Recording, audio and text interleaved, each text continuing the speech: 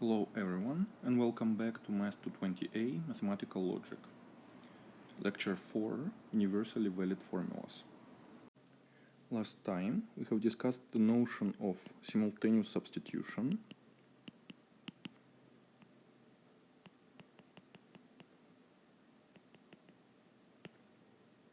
Namely, given a formula phi and a tuple of terms S1 through Sn and variables x1 through xn, we have defined a new formula phi with a tuple of terms s bar substituted instead of a tuple of variables x bar, so that this formula satisfies the following semantical property. Given any assignment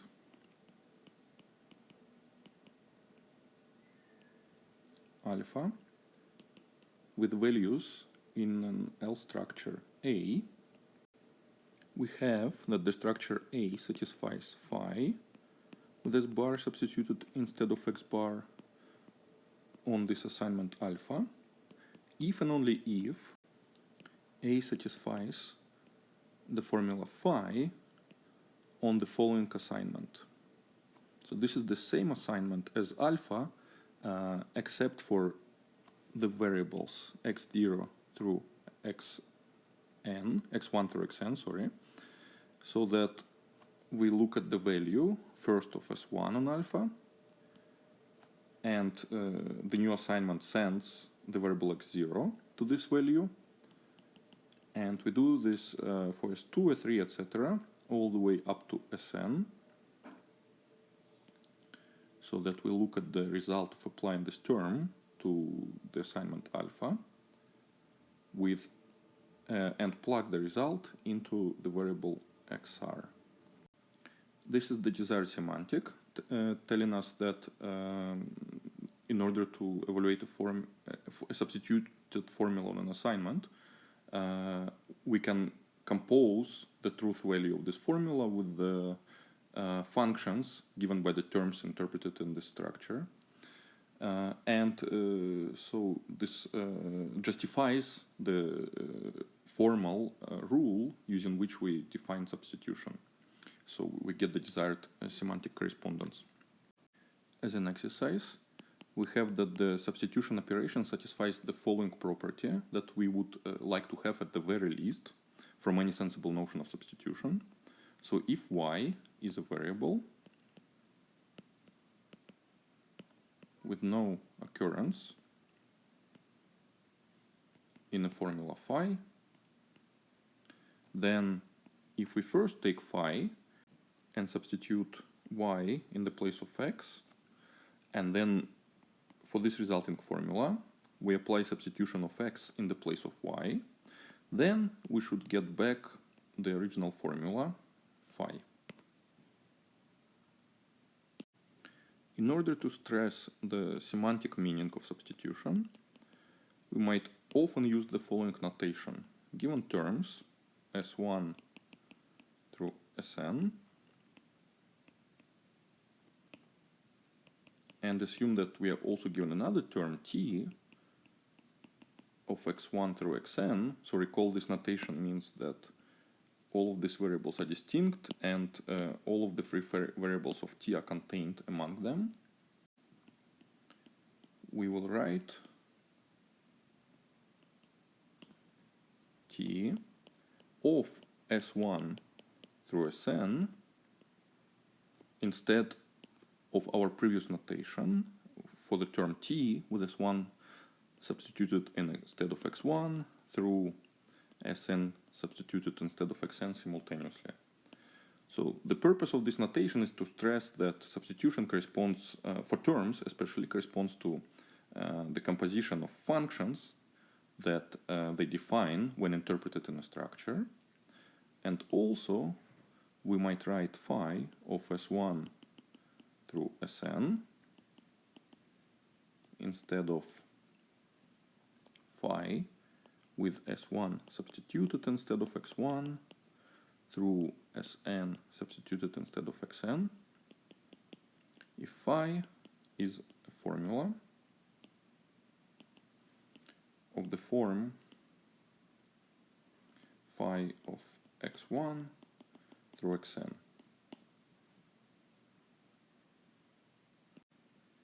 We now move on to the new topic of today's lecture, universally valid formulas.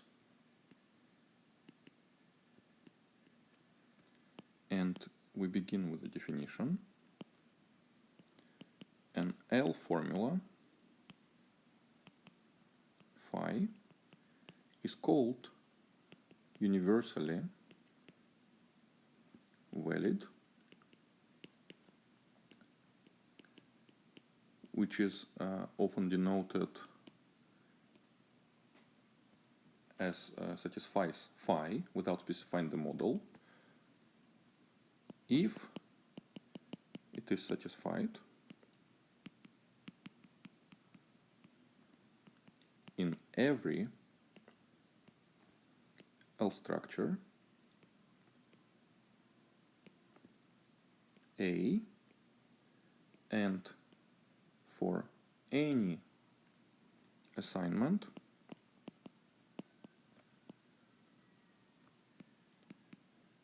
alpha with values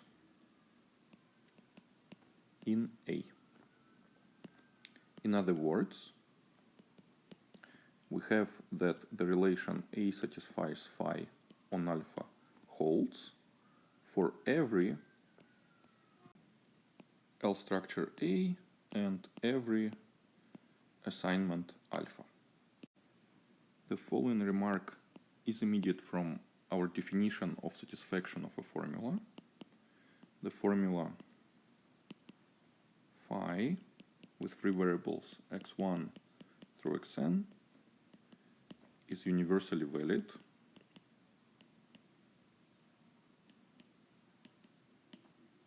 if and only if the sentence, this time without any free variables, for all x1, etc., for all xn, phi is universally valid.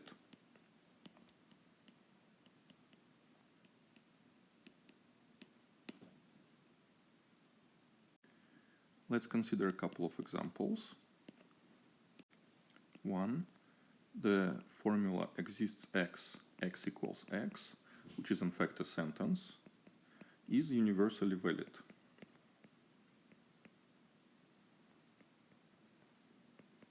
Note the subtle point here is that by definition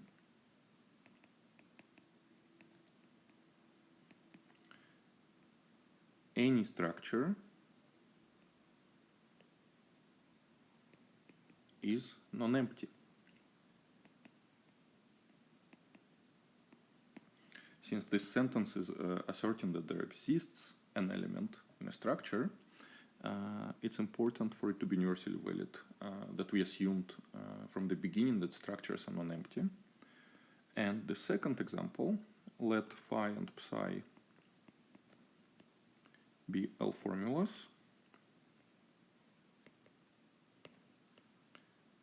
Then the L formula phi implies psi implies phi is universally valid.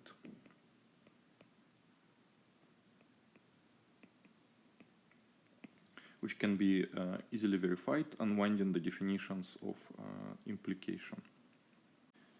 Note that in our notation for universally valid formulas, which is written as satisfies phi, the language is not mentioned, unlike the notation A satisfies phi, where the language can be read off from A being an L structure.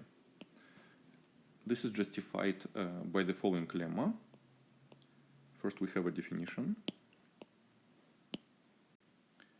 Let L, a subset of L prime, be two languages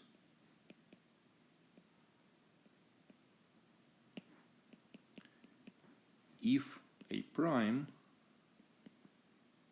consisting of the base set A and a number of basic operations, so Z A prime, for Z symbols from the signature L prime, so either the constant symbols or the function symbols or the relation symbols in the language L prime.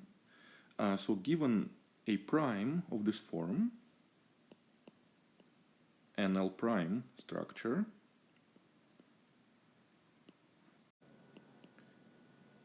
then the reduct of A prime to L, or the L reduct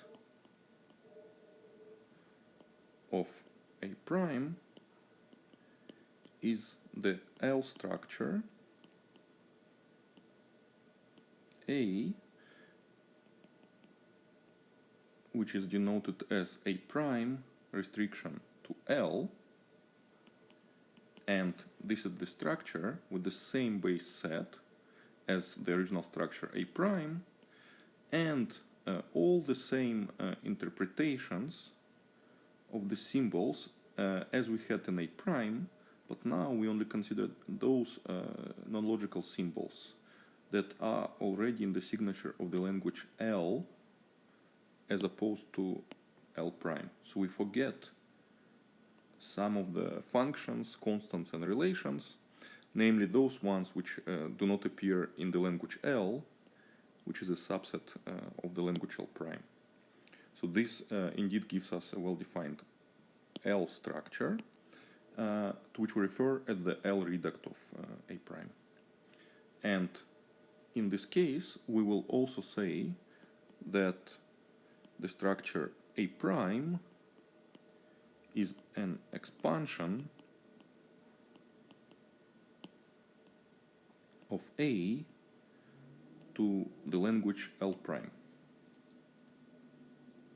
So any structure A prime of this form that restricting to some sublanguage gives us the structure A is referred to as an expansion of A.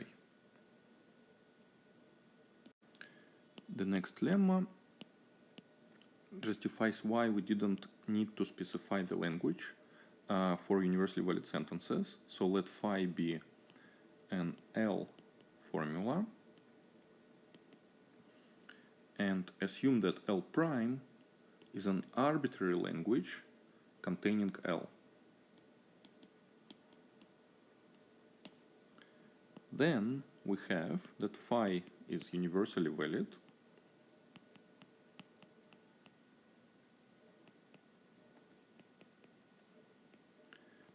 viewed as an L formula if and only if it is universally valid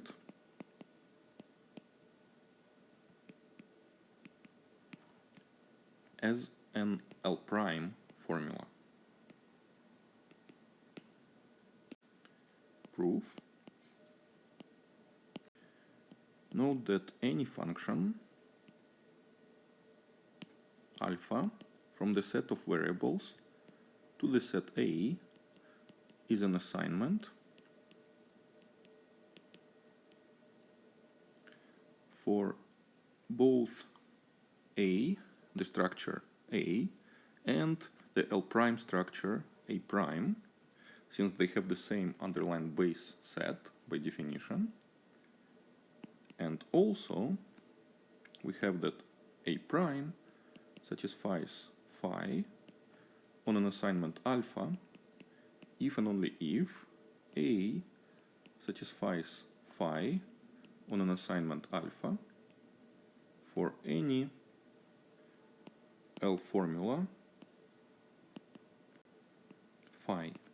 This is immediate from the definition of satisfaction for formulas, because all of this all of the non-logical symbols of L are interpreted in A exactly at the same sets, functions, or elements as they are interpreted in A prime. So it suffices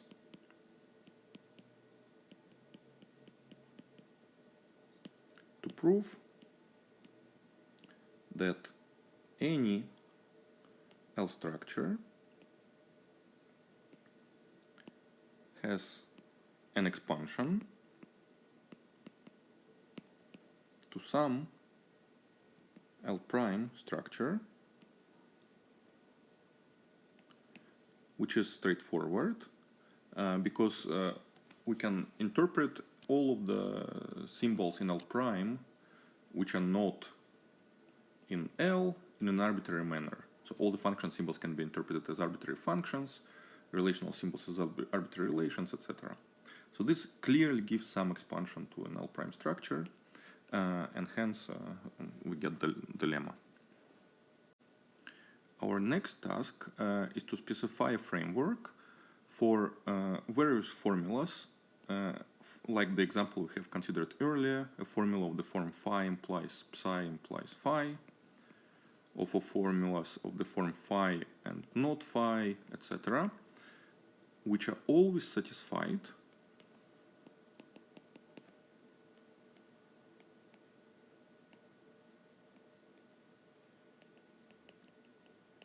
regardless of the truth values of the underlying formulas.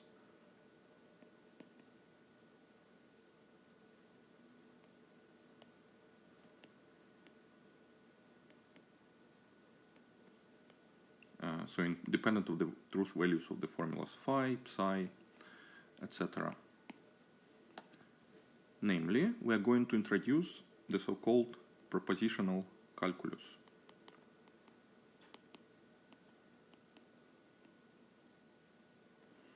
Which allows us to abstract from the concrete syntactic structure of the formulas and focus just on the Boolean operations involved. This framework is a bit resemblant of our construction of first-order logic. However, everything is even easier this time. So we fix a set P consisting of countably many elements Pi indexed by the natural numbers, where these elements Pi are called propositional variables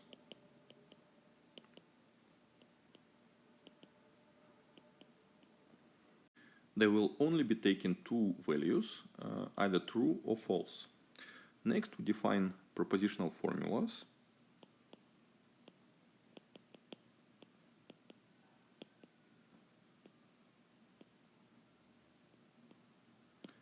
They are defined as words over the alphabet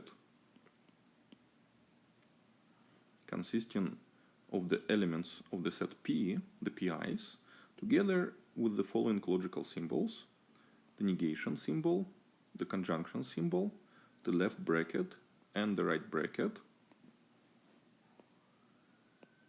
which are formed according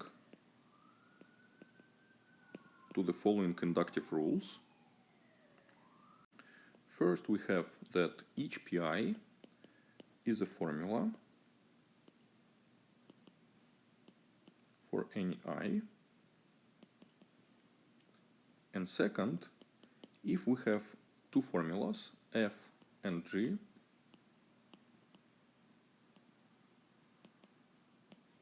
then also the word of the form, the negation symbol, followed by the word F, and the word bracket, left bracket, F, conjunction symbol, G, right bracket, are both formulas as well. We denote by FML P the set of all propositional formulas, and as before, we use abbreviations for the disjunction, the implication, and the equivalence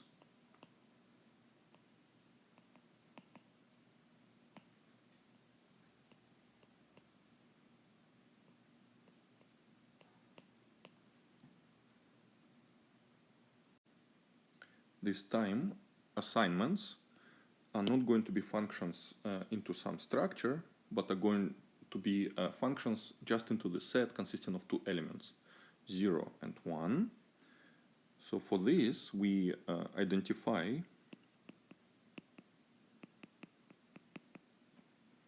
the set 0, 1 with the set false and true. So 1 corresponds to truth and 0 corresponds to false.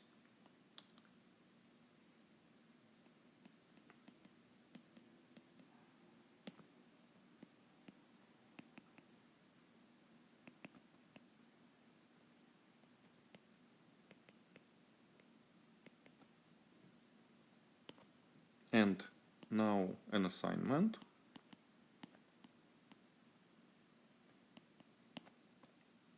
Is a function delta from the set of variables p to the set 0, 1. Any assignment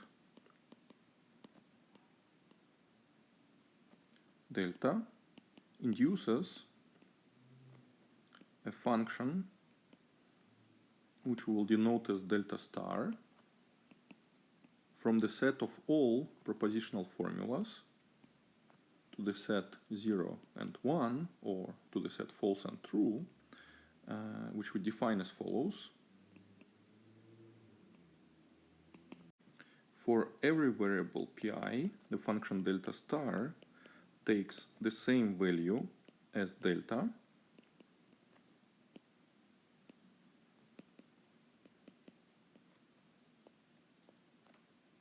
Now we define delta star of the propositional formula of the form negation f, where f is a propositional formula, to be 1 minus delta star of f.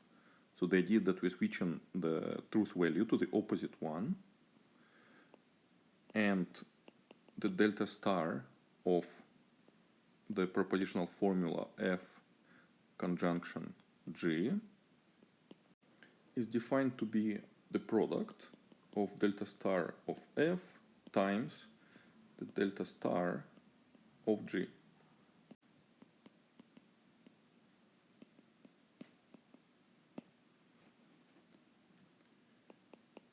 If we have that delta star of a given formula f is equal to 1, we will also write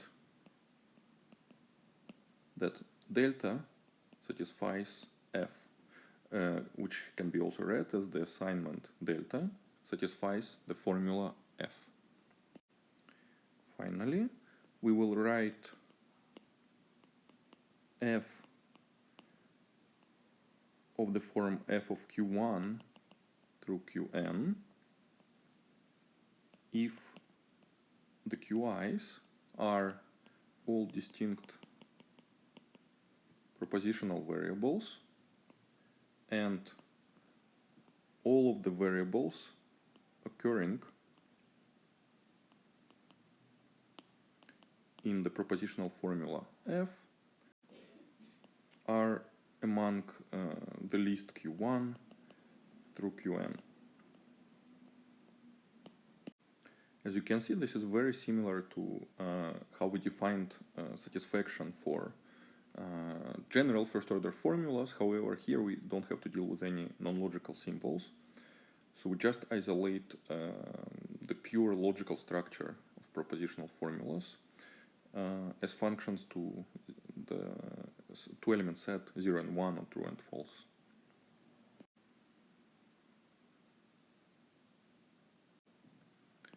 Let us remark that the Boolean operations that we have allowed, namely the conjunction and the negation, in fact give a complete set of Boolean operations, allowing us to generate all possible Boolean functions. More precisely, we have that for any function g from the set 0, 1 to some power n, a function g from this set to the set 0, 1, So for any such function, there exists propositional formula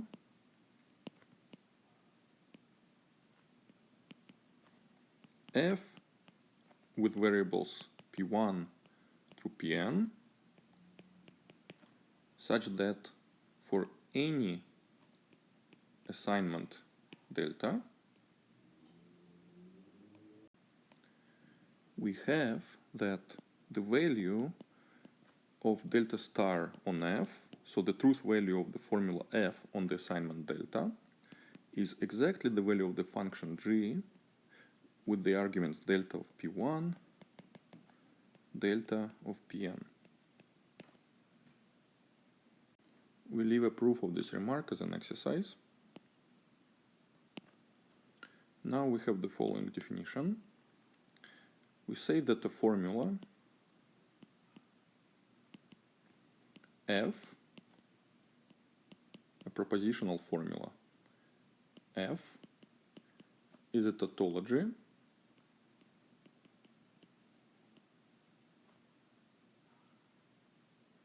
if we have that delta satisfies f for any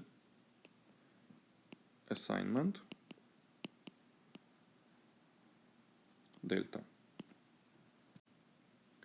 In other words, this is equivalent to saying that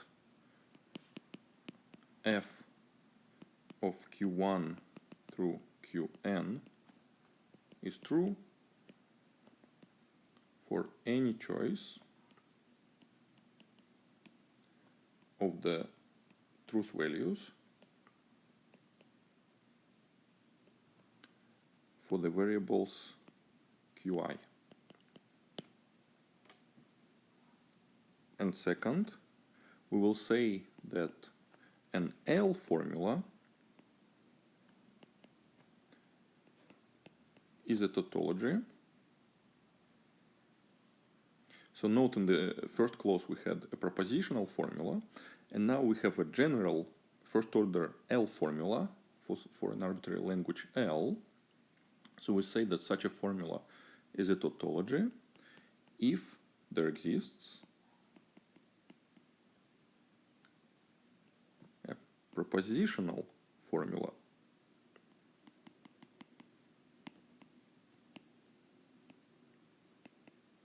f, and we list its three variables explicitly as f of q1 through f of qn, which is a tautology as a propositional formula in the sense of clause 1, and there exist also L formulas psi 1 through psi n such that phi equals f with psi 1 substituted in the place of q1 through psi n substituted in the place of qn, and here by substitution we mean the word obtained from f by replacing every occurrence of the variable qi by the word for the corresponding formula psi I. So a first order formula is a tautology if it can be written as some propositional tautology with all of the variables replaced by some L formulas. And in view of this definition, we have if an L formula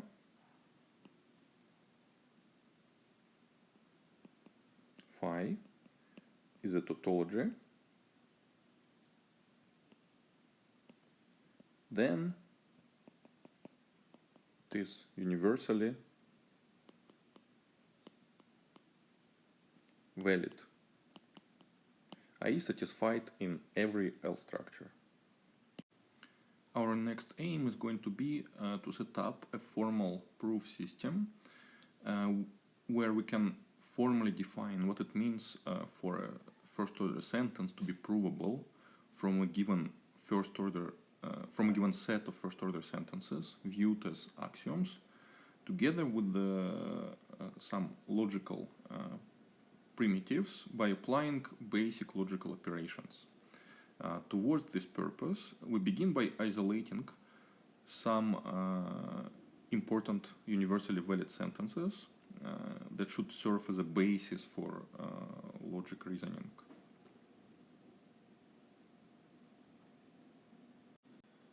First, we are going to isolate the axioms for the equality symbol.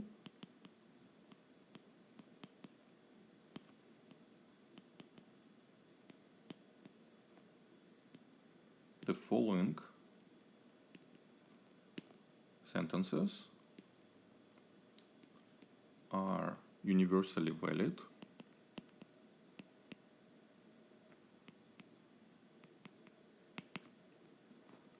First, for any v0, v0 is equal to v0. This sentence expresses the reflexivity property of the equality relation. We label it as E1. 2, for all v0 and for all v1, we have that if v0 is equal to v1, then v1 is equal to v0. This is just a sentence expressing that the equality symbol is symmetric. We label this axiom as E2. 3, for all v0, v1 and v2, we have that if v0 is equal to v1 and v1 is equal to v2, then v0 is also equal to v2. So this is an axiom expressing transitivity. E3, we also have that for all v1 through v2n, if we have that vi is equal to vi plus n, conjunction over all I from 1 to n, then this implies that f v1 through vn is equal to f vn plus 1 through v2n,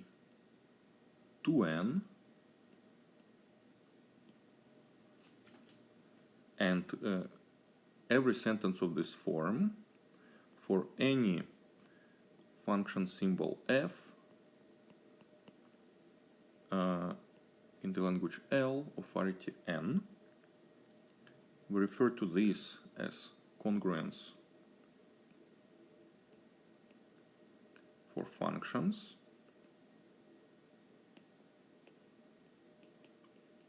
And label it as E4. And finally, we also have congruence for relations, namely for all v1 through v2n. If we have that all of the vi are equal to vi plus n, holds for all I from 1 to n, and we have the relational symbol r applied to v1 through vn, then this implies r of vn plus 1 through v2n. And we have such a sentence for any relational symbol r of arity n, and refer to the corresponding sentences in this list as the congruence for relations, or E5.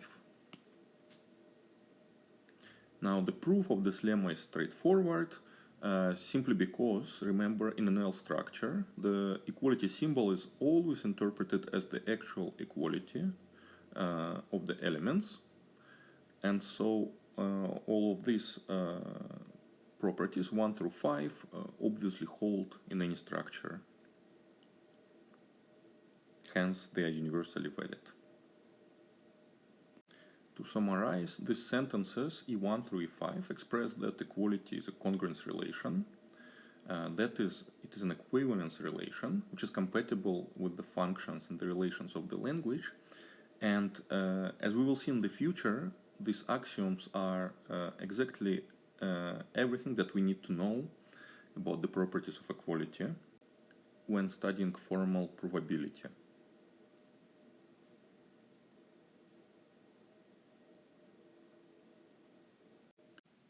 Next, we describe another set of universally valid sentences, the so-called quantifier axioms.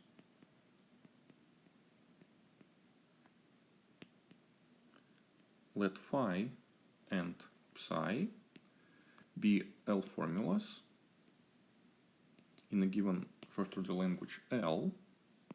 Then we have the following: for every variable x which is not free in phi, the formula for all x phi implies psi implies phi implies for all x psi is universally valid.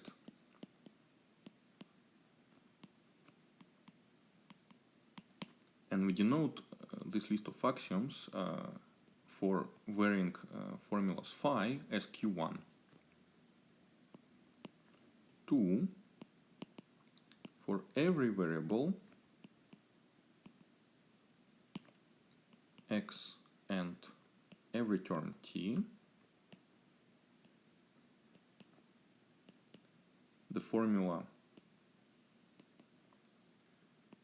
phi with t substituted in the place of x implies exists x phi is universally valid.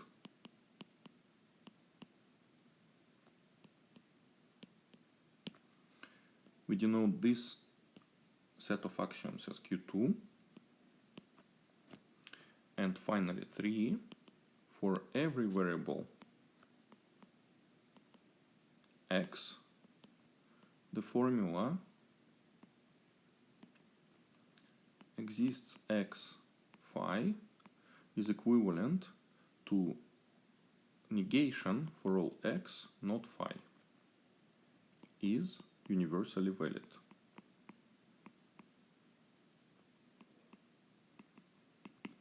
And we denote this axiom by Q3. Proof. Property 3 is clear if we remember that for all x is an abbreviation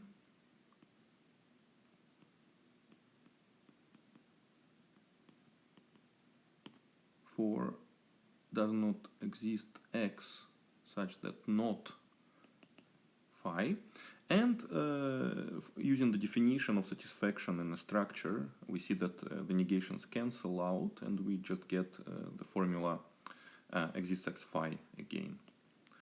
The second property follows by applying the substitution lemma.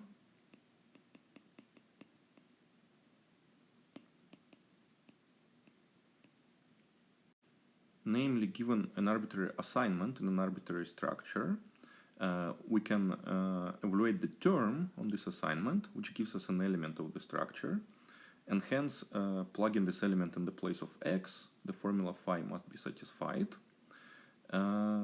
So this particular element indeed gives us an existential witness for the satisfaction of phi. And what remains to prove is the first statement. So suppose that x is not a free variable of the formula phi, so has no free occurrence in phi, and assume that A satisfies for all x phi implies psi on an assignment alpha. That is, we have that A satisfies. Now we unwind the abbreviation for the implication sign. So this is just the formula not exists x such that phi and not psi holds on alpha in the structure A, from which we infer that, using the definition of satisfaction in a structure, that A satisfies not phi disjunction psi on the assignment alpha with A substituted in place of the variable x. So we have that this holds for any element A in the base set of the structure. Now, to show that the axiom Q1, a given instance of the axiom Q1 was satisfied in the structure A on alpha, we have to show that A satisfies the formula phi implies for all x psi on the assignment alpha. For this, we may assume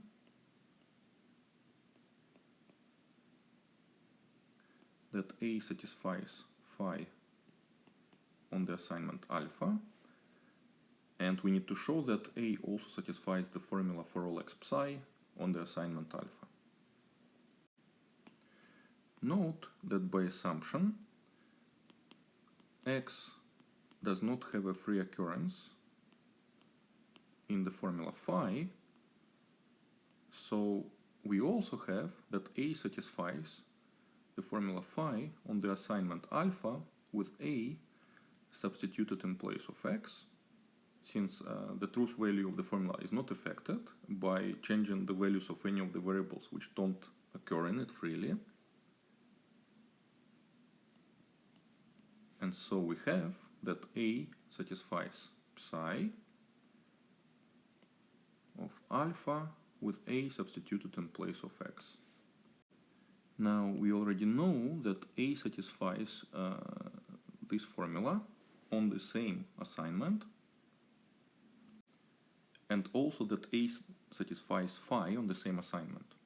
So this leaves us the only possibility by the definition of truth, namely that A satisfies psi on this assignment. And since the choice of A in the base set was arbitrary,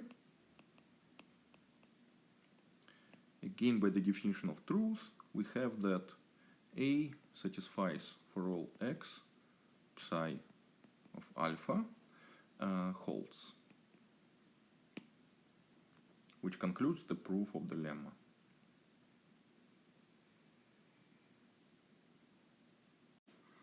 Remark: the restriction on the variable x in the way we stated property Q1 is necessary.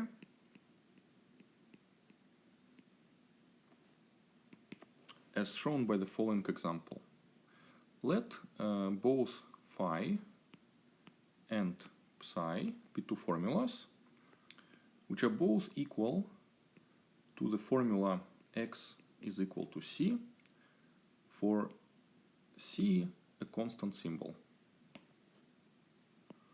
Then we have that for all x phi implies psi is a universally valid formula, but in any structure A with a base set A consisting of at least two elements, we have that A does not satisfy for all x phi implies for all x psi. So this shows that the restriction on the variable x, namely that it doesn't occur freely in the formula phi, was necessary in the definition of the property Q1 in order for it to be universally valid. Finally, we make the following definition. An L theory is a set of L sentences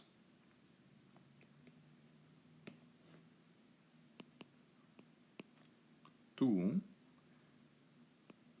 an L structure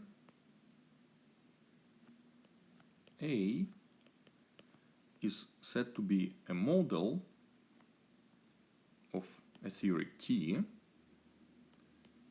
denoted as A satisfies T, if A satisfies phi for any sentence phi in the theory T, and 3, a sentence, or more generally a formula phi is said to be a logical consequence